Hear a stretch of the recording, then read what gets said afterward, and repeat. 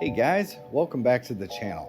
In the previous episode, we unboxed the Amazon Basics number 4 smoothing plane. And it wasn't without its issues, but we got it working, and for $34, this comes in at a pretty good price point for what we're doing with our beginning woodworker set. So this is the plane we're using. However, out of the box, it's going to need some tuning up, some refining to get it really planing the way we want it to.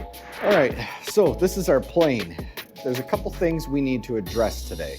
One is the blade. We need to get that sharp, and we need to get a slight camber on it so that when we're planing wide pieces of wood, we're not putting track marks in the side of our board. The sole of the plane itself is very sharp edges on the side. That's going to leave marks in our wood too. The whole point is to not leave marks. We're going to flatten the sole of this plane because I highly doubt that it's flat. It could be, it might surprise us, but we're going to do that. We're going to sharpen the blade. We're going to kind of refine a little bit of things. There's some things that have rough spots from machining that we're going to try to take care of the frog. And then finally, we're going to address the chip breaker and blade issue. In the previous episode, we kind of bent it down a little bit and got it actually working properly. However, because of that now, the chip breaker is not completely flat with the blade, and we're getting shavings up underneath there. So we're gonna address that problem. Let's get into it. All right, so to take the plane apart, it's really not too difficult. We've got an adjustment screw here that puts pressure on this cap. That'll allow that to come off. There's not a whole lot we need to do here. I might flatten that a little bit, but nothing really terrible to do on this cap. It works fine. The blade and chip breaker assembly will come off as one piece. You take a flathead screwdriver, loosen up that screw. Don't take it out all the way, but loosen it up, and then it's good habit to get in pulling the chip breaker back like that, and then turning it, pushing it forward to get it out. The reason why you want to do that is if you have a freshly sharpened blade and you bring this chip breaker in and you nail that blade, you could dull that blade or chip it or put a ding in it, and then you're starting all over again. So always pull the chip breaker back before you turn it, and then pull it up, and that screw head comes out of the round hole on the blade. Then we want to take this frog off. So there's 2 screws in the bottom. We're going to loosen that up, take those screws out all the way. If I can get my hands on it, I got machine oil all over my fingers now. There we go. And that allows the frog to come up. So on the back side of the frog here, machining marks are really, really rough on this. And this is where the blade kind of travels across. So I want to sand this down. In order to do that, I need to take this knob all the way off. So it's a reverse thread, so you want to just keep turning it to the right until that knob comes out. And then, let's see, what else do I want? Take this top screw out here that holds the blade assembly down. And that should be enough that I can turn that back and at least get this part on some sandpaper.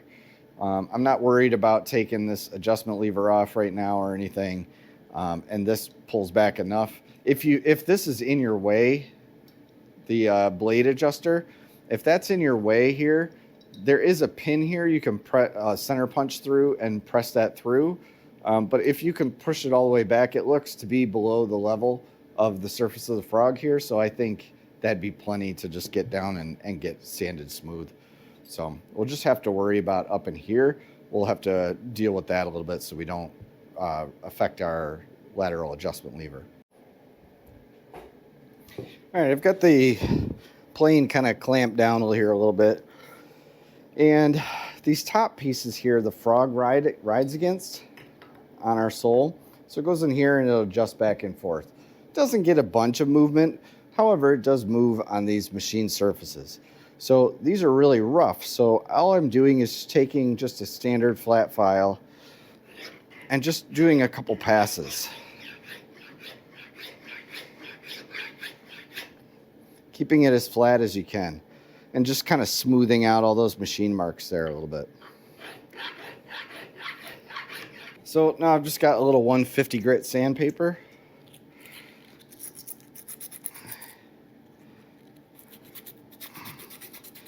And I'm just going to refine that surface just a little bit more. Again, not imperative, but you know, all these little things help the plane function smoother and feel like a higher quality tool. So if you can see right here and here, there's more marks. However, I can't get a file in here to really get at it.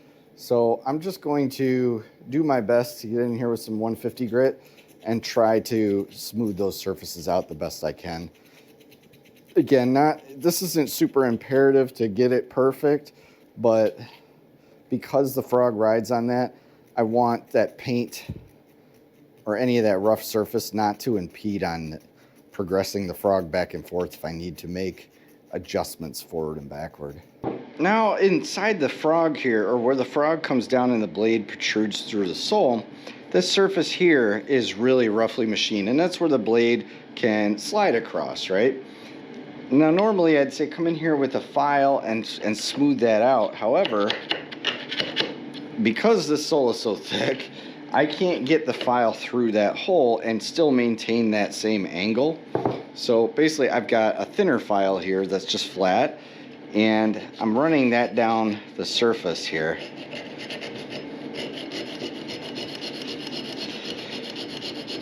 And flattening that plane all the way across.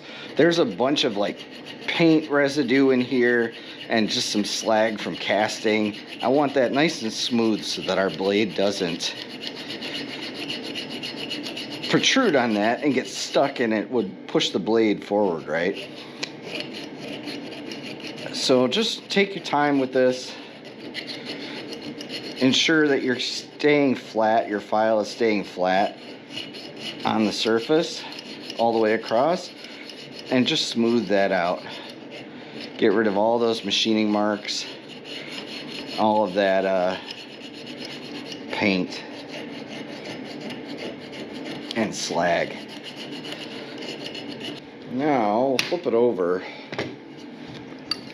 and with that same small file, the mouth here has some rough spots on it. So I'm just gonna run my file a couple times back and forth real lightly. I'm not trying to put a bevel on it or anything, but just real lightly across all the surfaces to knock down any bevel. Kind of just micro round that over.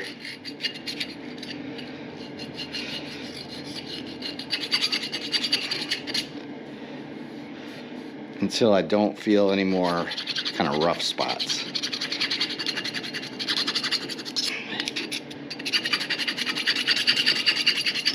Now I'm going to take that flat file that we started with and just go around the bottom of the sole. All these edges are real sharp edges. They'll leave marks on the wood when you go to plane. So I'm just going to take my file and just real lightly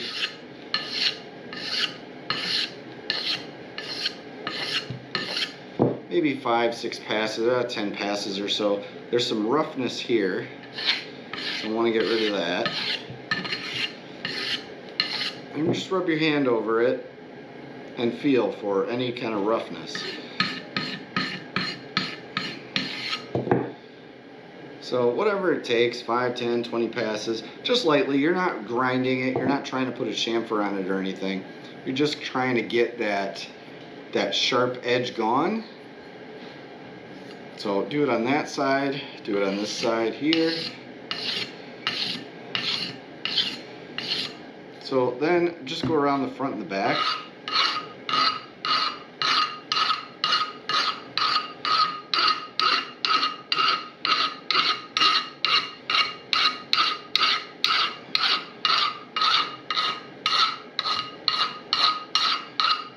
Again, just kind of rounding that over, that front and that back. We don't, as this surface slides across the surface of the wood, we don't want it to leave marks. The whole point of a smoothing plane is to smooth it out and get that kind of finished look. So if our plane is leaving crack marks in our wood, we're going to have a ton of sanding to do. Go around with my 150 grit and smooth all those edges out even more. Just refine them down.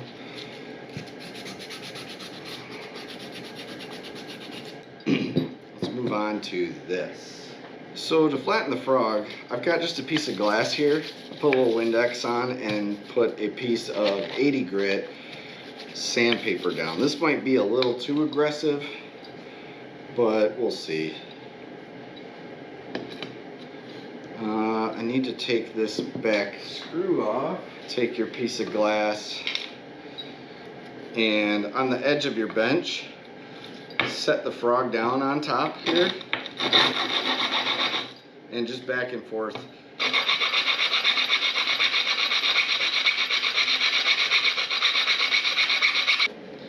There we go. You see, much smoother now, flat, got all that machining marks and paint off, looking much better.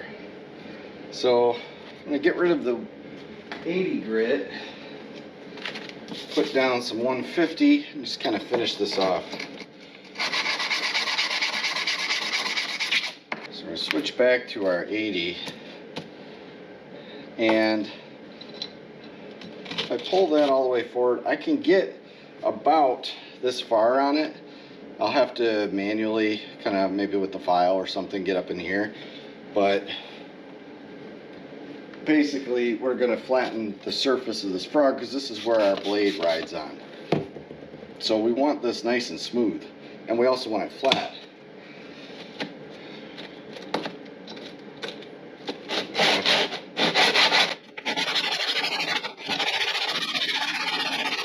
So the reason we use a piece of glass is because you know a piece of glass is flat. If you don't have a piece of glass available to you or something, you go to Home Depot, get one. Or you can use a flattened piece of machined granite. If you can find a real thick granite tile, you could do something like that and put it on your base. Just something, you just want a nice solid flat surface.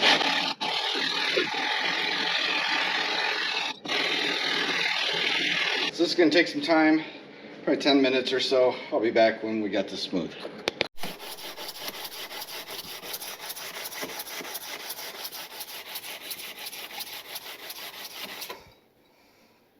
All right, pretty much all the way down. You can see that all the machining marks are gone here. We got a couple in here, a little bit left still here, but for the most part, we're all the way flat. I'm going to switch to 150 grit now. I did put this in the vise and came at it with a flat file, and basically put your file down flat across the frog and then just forward push strokes to get the top of here a little bit. So basically all I did was just get that machining marks down and ensure that we're flat all the way across. Flip over to 150 grit now and continue flattening.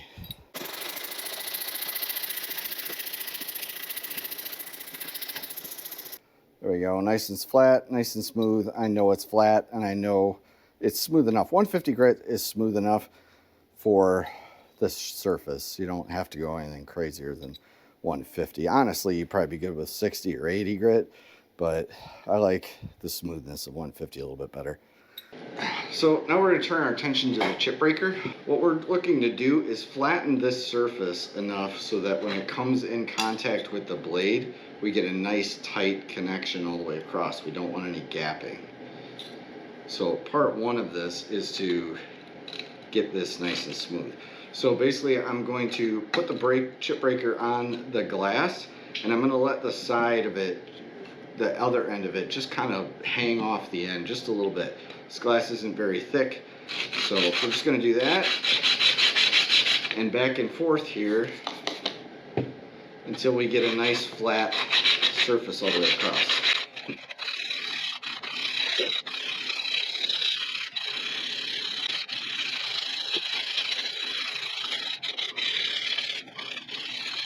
So if you can see that or not, right down here is our scratch pattern. You can see the dull. So we're getting nice and flat all the way across, but we haven't quite reached the top yet. See that shiny there? Still the original chrome. So we're just going to keep at it until we get a nice flat surface all the way across the top. Alright, nice. We are flat all the way across. And if I come in here and put our chip breaker and blade combo back together. Obviously we still need to flatten the blade, but what I'm looking for is I put it together and I'm looking across where the chip breaker comes in contact with the blade, and I'm looking for dark spots. Spots where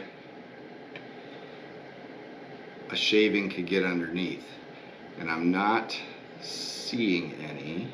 All right, chip breaker is in good shape. I want to focus on getting the bottom of the sole flat. So to do that, I need to put everything back together. All right, so now I'm just taking a little 3-in-1 oil, and all those spots that we sanded down or exposed bare metal, I'm just gonna put a thin coat of oil on those. And the reason you wanna flatten the sole while everything's back together is without everything, it could flex on you and stuff. So you want it to be as where it should be as possible, if that makes sense. Everything kind of structured and rigid and put back together the way it would be when you're going to use it, right?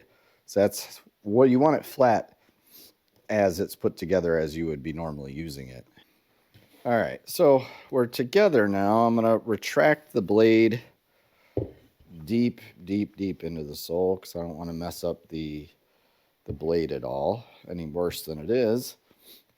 And now we're just going to get this on some glass and flatten it. So just like before or on other projects we flattened, we're going to take a magic marker and just draw some squiggles all the way down. We want to see how flat this thing is.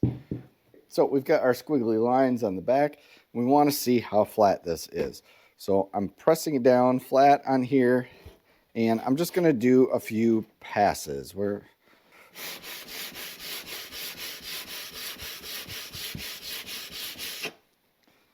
So 10 swipes. And wow, we are looking much flatter than I thought. Holy cow. All right, so I can see the remnants of it.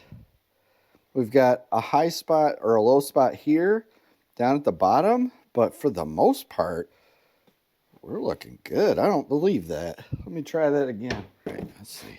1, 2, 3. Okay, so we've got a low spot here, a low spot there. Not sure if you can see that on camera or not. Let's see. So we got a low spot here, a low spot here, little one right here, and a little one right here. So we do have some flattening to do. So let's get at it.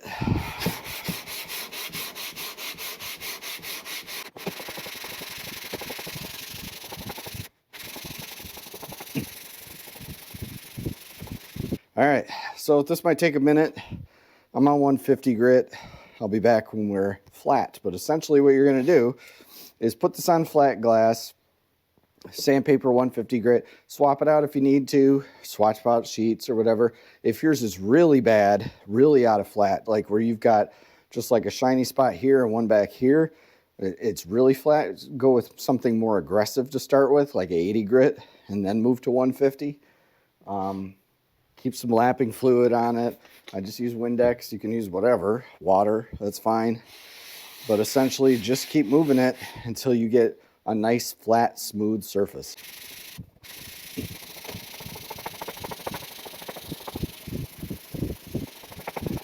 So after about a half an hour of sanding, we are pretty flat. We're not dead flat, but we're flat enough. Now, you could take this as far as you want. If you want to spend half an hour sanding this thing down and making it dead flat, you go to town, man. So the only thing left that I do after I do sand the top down, it's up to you. You can put some 3-in-1 oil on the bottom.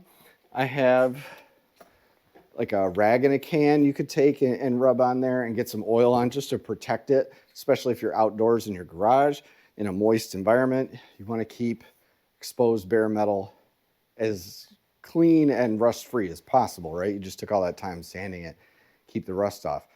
So optional though, if you want to, you can go on Amazon or go to a store and buy it. I get microcrystalline wax, and I'll put a little bit of that on the base. So it just looks like white like that. It's just a wax. Take a little bit on a clean rag. Gotta work it a little bit. And then just rub it in on the surface of the plane, or the bottom of your sole. So I'll work that all in, get it all on the sides, and basically what this will do is, it makes it glide across the wood like a friggin' Cadillac, but it'll protect the sole as well from rusting. I'll put this on all my moving parts that I didn't oil. Like on the Frog, we oiled stuff. But down here, this gets a lot more abuse because it's sliding on the wood. So I'll basically put a coat of that on, let it kind of dry, haze over, and then buff it off.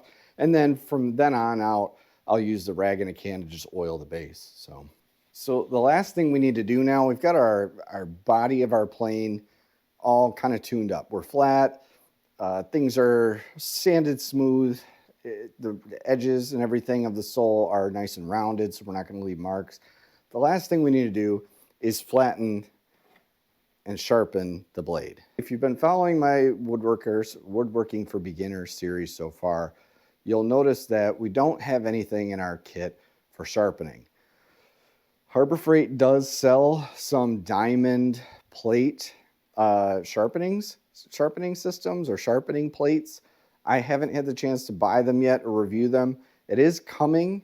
However, if you are interested in learning to get a sharpening system, I did build this one before.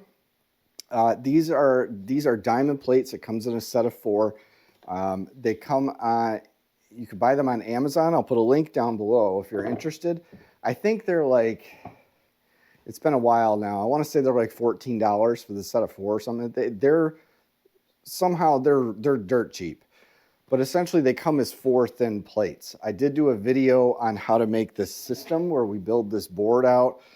Fairly easy. I would recommend it for beginners as well. It's just a piece of MDF that we wrapped in pine. We put a little edge on the end so we can put it up against our workbench. And then this is just another piece of MDF that I took a piece of leather and kind of glued it and stretched it over top of. And I just charged that up with some polishing compound. We're going to flatten out that back and make sure that we have a nice flat, consistent all the way across. Now the whole back doesn't need to be flat. We're mainly focused on maybe the first ½ inch or so up here, just where the chip breaker meets the back of the plane, or the back of the blade, sorry. So we want that nice and flat so that when these two surfaces marry together and we put pressure on it, they close up and don't allow shavings to get underneath. When these two are together, it rides in the plane like this.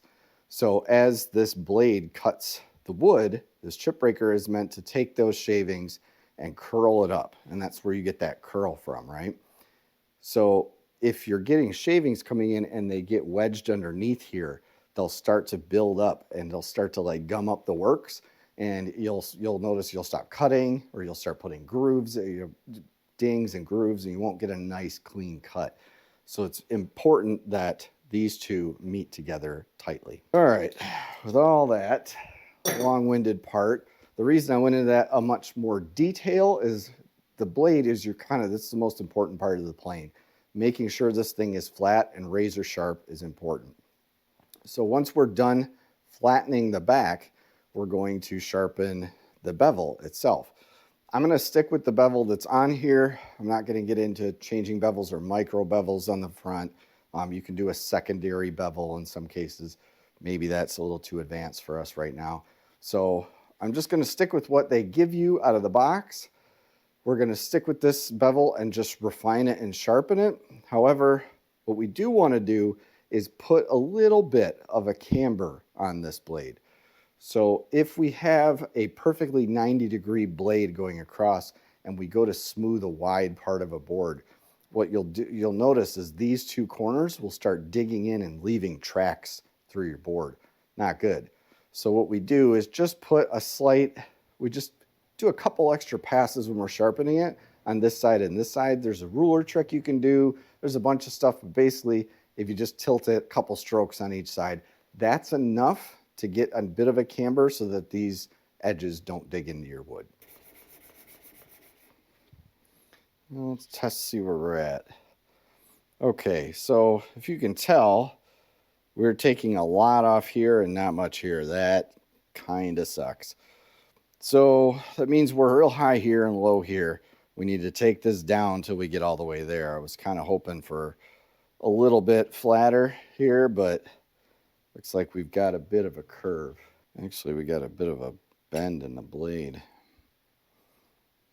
Let me try to straighten you out a little bit.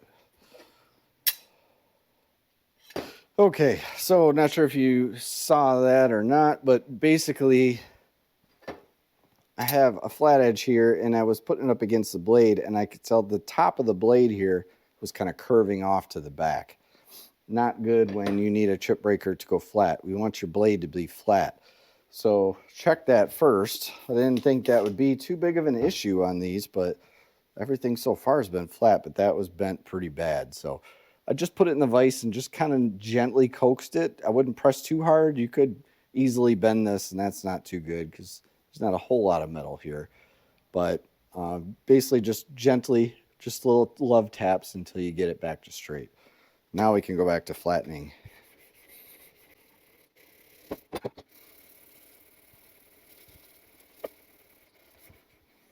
And you only need to flatten the back of the blade once. Yeah, we're still pretty low there, but we're starting to come around. So you only need to flatten the back of your blade one time, really. You know, unless something catastrophic happens to the blade. Just doing that the first time, and then everything after that will mainly be the bevel. You'll pop the burr off the back, you know, once every time you sharpen, but other than that, all you need to do is kind of flatten this the first time. So subsequent sharpenings will go quicker. These diamond plates cut pretty quickly, but we've got quite a bit to go. Oh, this is going to take work. All right, this is going to take a minute to get down. Probably got another 20-30 minutes of doing this to get this flat. I will be back when we get there. And that looks good all the way across. Okay, so we're good there. I'm just going to go up through the other 3 plates here. You don't need much time. Once you're flat on these additional plates here, you need maybe 20 seconds on each one, 20-30 seconds. I'll do a minute each one just to be safe.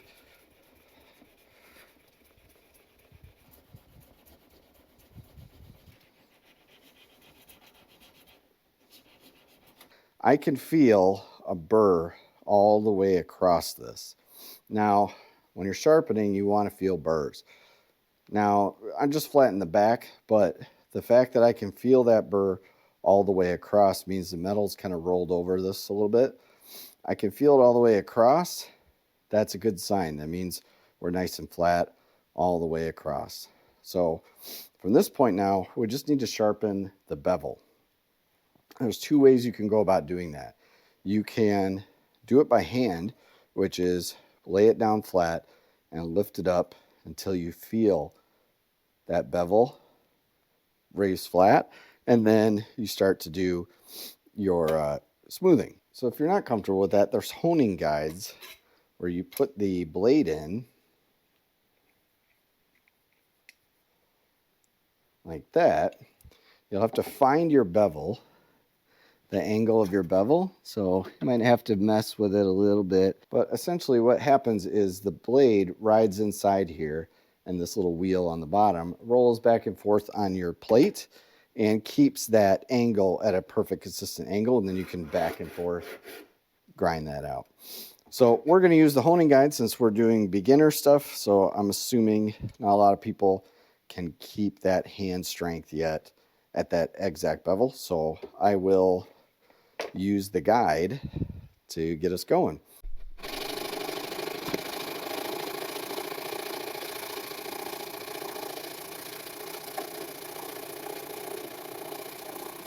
All right, if you could see, we are flat all the way across. No dark spots, everything is nice and flat. And if I run my thumb across the back here, I can feel a consistent burr all the way across where this metal, as I've been sharpening it, has rolled over. So now on the back, I'm just going to take it and one swipe back, and that'll roll that burr. There we go. Roll that burr back over on the front. So now that we have our 400 grit done, the rest of them, again, they'll go a lot quicker. I can do maybe a minute on each one. So I'm going to do that now on the remaining 3 plates. About a minute on each plate. The 400 grit took probably 20 minutes to get that flat all the way across. But now on subsequent sharpenings, it'll go much faster. You can sharpen your blade in about a minute, go through all 4 plates and strop.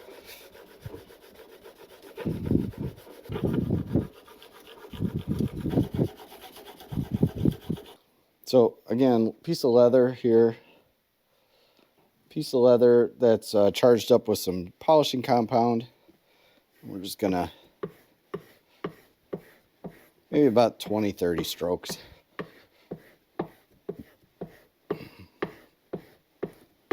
Pop that burr. And we are,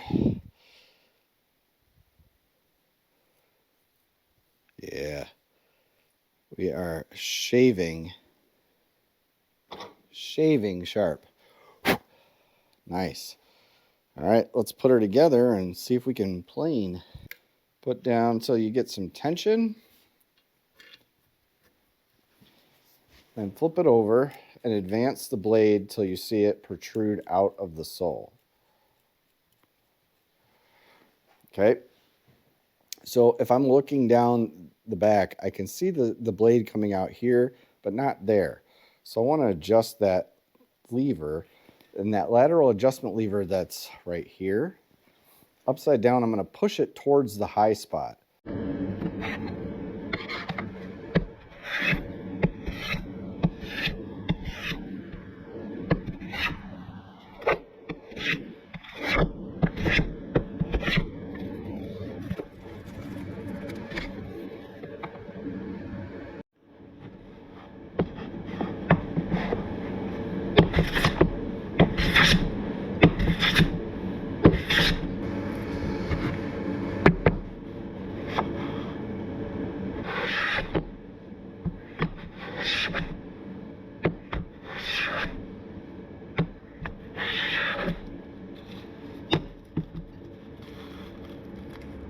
So I had to do a little bit more adjusting, manipulating the frog. It was a little crooked.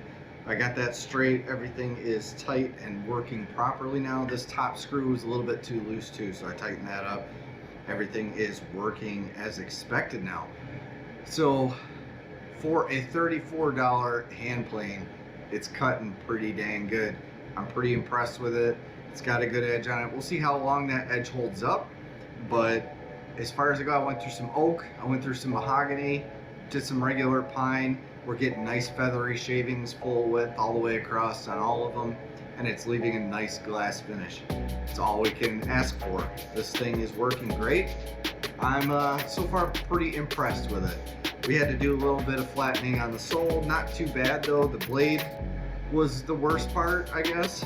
All in all, it was a little bit out of square. It had a little bend in it when we got it, so check that when you get yours. It might have just been mine, the one that I got, but after we straightened it out and we got the back flat, the chip breaker's working well now. It's not getting any chips or anything stuck underneath it.